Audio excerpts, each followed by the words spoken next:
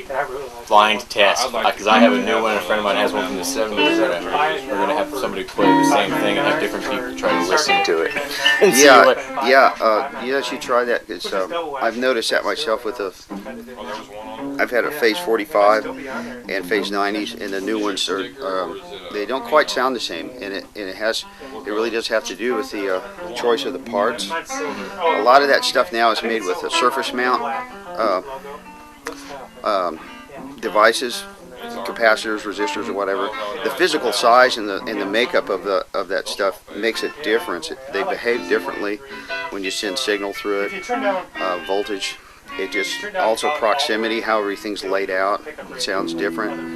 I'm curious to open them up and see about the proximity and see what's what. Yeah, they're pretty jammed in there, pretty tight. I've managed to fix a few that have gone bad, but most of the time, if they break, I usually have to send them back to the factory, or they just have to go buy a new one. You know, there's no way to fix it. Yeah, if you do that, that should be an interesting little project. You know, to try that out. We're also going to do like the DX65 chorus, the old DOD one before they were Digi-Design. They have that chorus, and then they have the modeled one, the one that they have it on like line 6. Oh yeah, one of those things. It's a modeling amp. You can tell the difference between. Yeah, that's going to be easier to tell the difference. Yeah, modeling is kind of an interesting thing. You know, that's I've had a couple of times. You know, had some. Delay modelers that in one particular rig that I had, it worked okay. It didn't mess up my tone or anything. We're talking about modeling. Yeah. And like modeling effects pedals. Well, there's a couple of things about it. It's just my personal opinion, and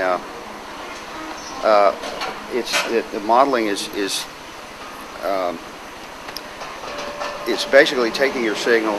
Somewhat, you take your signal, convert it to a digital form, and then run it through some algorithms and some approximations or whatever of some particular device, and you have some controls over them.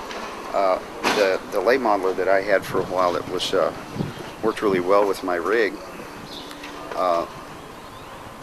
because I compensated for some of the tonal change that it makes further up the line, and then my latest system that I use right now is it's a bit simpler than what I used to have, and I tried another delay modeler and it just didn't quite work. It thinned my sound out a little much, and I had trouble getting some of my tone back. However, there's some guys that I know that play those things, and they sound wonderful. They play modeling amplifiers, which I have a hard time dealing with, but these guys can do it, and they sound great, I think one of the problems is I talked to a band yesterday, and they were talking about how a lot of those rack-mounted things, the problem is just overload. It's just there's so much stuff on them. Oh, yeah. It's sometimes easier to keep it simple. Yeah, it's what I call option anxiety, or somebody said that, and I remembered it from years ago, when all these new, digital delay units with a microprocessor, you could just control everything, every little aspect. You get so many parameters that you could change. You get option anxiety.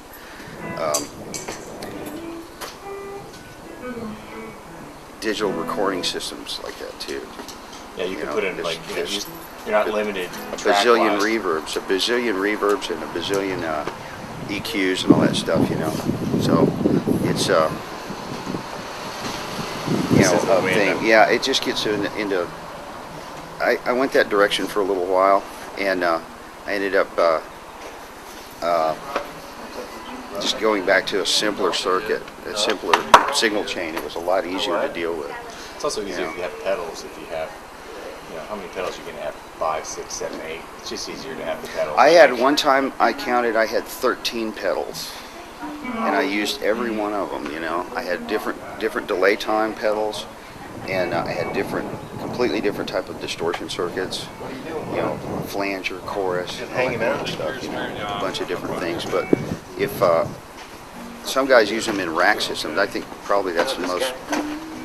You could preset, 3 or 4 pedals on a button, and make stuff happen, and that's really neat. That's probably if I get a chance, I'll do that the next time. That way you only tip on one button instead of 7, So, anyways.